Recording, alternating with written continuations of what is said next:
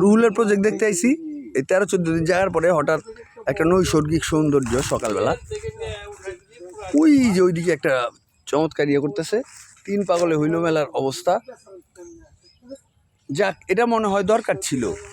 তাল গাছ, একটা নৈসর্গিক নিঃশ্বাস, এটা এক ব্রেক খুব দরকার ছিল।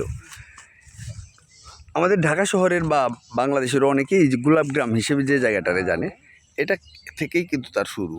এখান থেকেই এই দূরের কাছের এখান থেকে দেখা যাচ্ছে না গাছপালার জন্য বিচ্ছিন্নভাবে অনেক প্লট, অনেক রকম বনগাঁও ইউনিয়ন, এই সাদাপুরের পর থেকে ভবানীপুর পর্যন্ত অনেক জায়গা।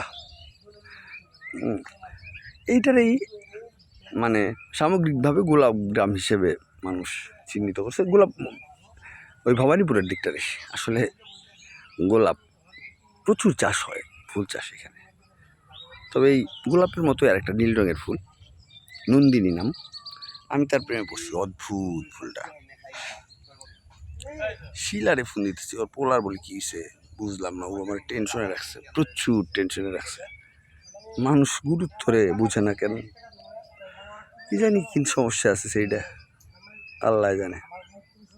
যাক, দেখা যাক কি হয়। আমি তো চাই সবাই একটা সুন্দর জীবন পাক, এই জন্য এত কথা বলি। ওরা উল্টা বুঝে, ভুল বুঝে।